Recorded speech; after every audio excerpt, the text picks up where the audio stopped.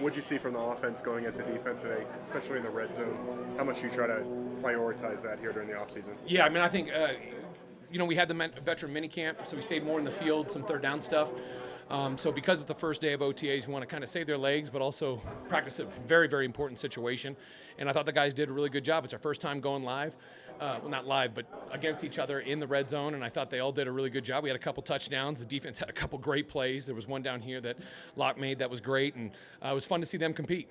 How are the rookies integrating with the vets in this first week? Good. I think that they've picked it up pretty quick. We saw Dulcich had a Tugalicious down there, which was great.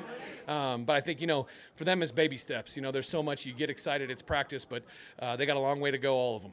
What do you want to see from Russell during this time? I mean, he's obviously a 9-time Pro Bowler, future Hall of Famer, but what do you want to see as you're integrating him with your offense? Yeah, I think it's all about just the command of the system.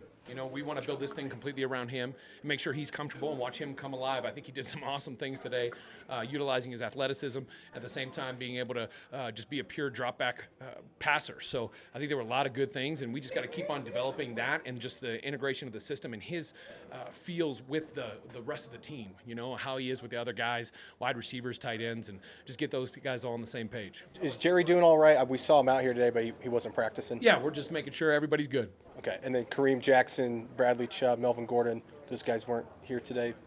Yeah, this is all voluntary. It's one of those things, and the great thing is a lot of those guys, they communicate and talk with me. That's all I can ask.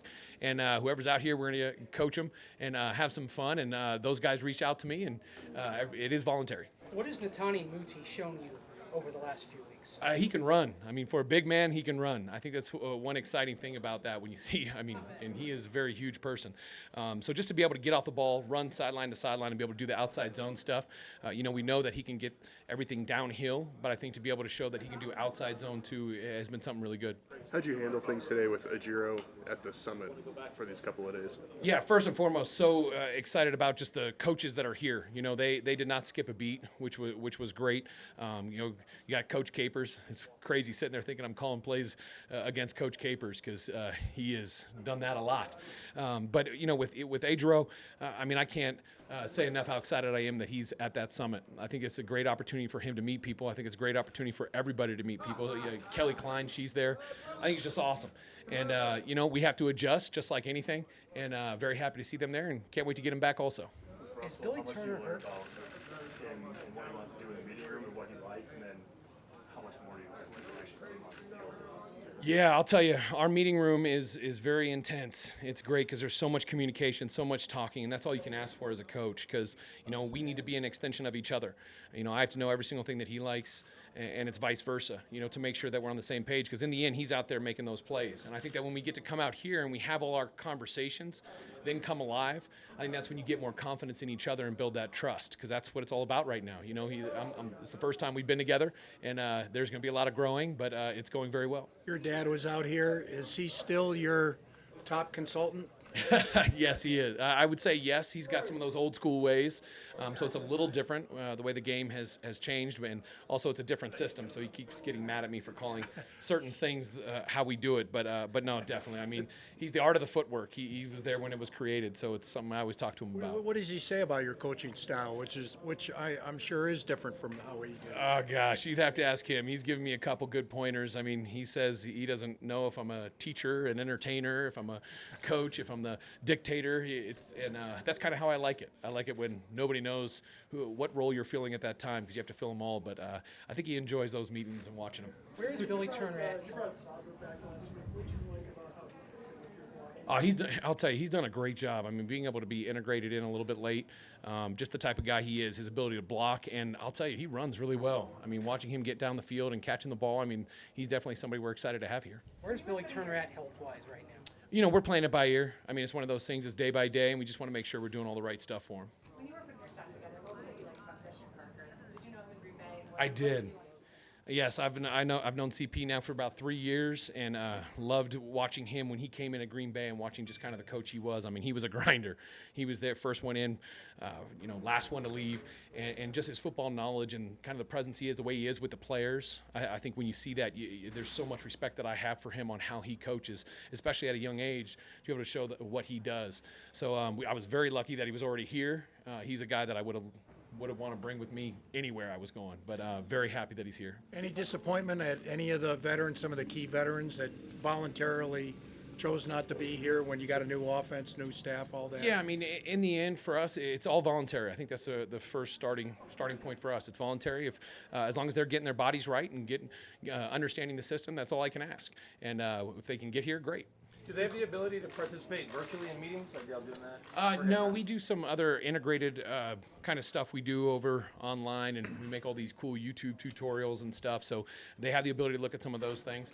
But from a virtual Zoom standpoint, no. You're not Woody is a guy that played 16 games as a rookie, only 2 last year he dealt with injuries. What have you seen from him this offseason? Who was that? I'm sorry. Michael Ojemudia? Yeah, I mean, he's good. He's growing, continually growing, and we're just going to have to keep integrating him in and get him rolling. You're an early riser, Coach, but now that you're the coach and not the quarterback's coach or the coordinator, do you carve out time specifically for you and Russell to work together? I mean, how does that work? Is it upstairs where you sit with him X amount of time a day, or? Yeah, we have to be very good with my time. I think that's very important. But I'm so lucky to have Clint Kubiak and Coach Outen. I mean, both of those guys have just been awesome. So I think that it starts with us as coaches being on the same page. So there's only one voice, and then going into that room together, making sure we're all talking, we're all communicating, saying the same thing. So really, it's the 4 of us, and you include Josh and Rip. I mean, we all have to be on the same page because you never know what's going to happen, and we just have to make sure that communication goes well. Because if I'm not there, or if I am there, but we watch the tape together, we do a lot of communicating. So that's why we're here a lot. Does it help your offensive linemen as they're growing to go up against somebody like Draymond, who is making some plays out there today? Oh, of course. I mean, it's just all the competition we have. I mean, it's a good football team all around. So anytime our young guys, our old guys, that everybody can compete against each other, we're going to make each other better. It seems like there's a lot of, obviously, spots open on the offensive line in competition there. What have you liked about that group so far, and what's maybe the biggest challenge of learning the outside zone scheme for those guys? Yeah, I think to answer the first question, when it comes to competition, I mean, there's competition all across the field. I mean, we want the best players to be out there. It's not just the offensive line. I think for our standpoint, when it comes to the offensive line, I've been in situations when different positions, go in and out throughout the year. And I think for us, we want to make sure that we have as much flexibility as possible and then get the best 5 out there. But for those guys, I mean, what happened at Green Bay the past couple of years just blew my mind, how those guys were able to move and play different positions, and that's what we need to create here. And then once we figure out who that best 5 is, we go. But there's competition all over the place. And what was the second question? The biggest challenge of learning that new scheme. The outside zone, I think it's that ability to run off the ball. I think that in the end, the big boys want to go downhill. And when you want them to cover sideline to sideline, understanding the angles, understanding the different targets, being able to trust that you can run if you don't waste any steps, and then attack those aiming points and utilize your partner to be able to still get vertical push, but make them cover the whole field. So I think that's that kind of overall perspective of it. When you see Russ out there at close to full speed, does he look like he did at the beginning of last year before the finger injury or previous years? I'll tell you, he throws the ball. I mean, it is beautiful. I mean, he's what we call a natural thrower. I mean, the guy just can spin it. And then watching him today make some of the plays he did with his feet and dodge it and move it, looked like me when I was in flag football back when I was younger.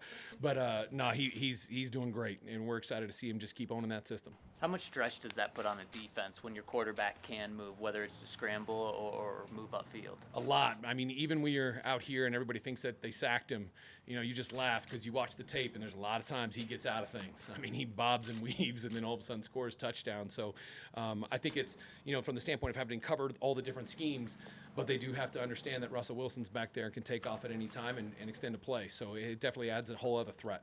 The culture you're trying to install here is pretty different from the one that preceded it. How is that installation process going? I don't know how it was before I got here. We're just kind of being who we are. And, the idea is that you want guys to want to come out here. You want them to come out and compete. You want them to come into the building and learn. And so far it looks like they're enjoying themselves, and we're competing, and that's all I can ask. We just got to keep rolling. You did a lot of red zone today. Is it going to be a different focus each day during an OTA? Yeah, we start off with the red zone first, just because it's our first day getting after it, and we want to kind of save their legs, shorten the field, and at the same time practice that situation that's so important. So, but tomorrow it'll be a little bit different. Next day we'll always kind of have a major emphasis of the day. How hard is it to get after it without pads? For me, very hard, because in the end, it's not football. You don't really know what's going on, and I think the guys do a great job learning how to practice with each other, because we have to be great at that. Because as the season goes on, you can't wear those pads, and you got to protect the guys and make sure that they're fresh. So I think our guys did a fantastic job today protecting each other, and competing, but competing just enough instead of taking it to that next level. And once those pads come on, that's a different game once it's out there.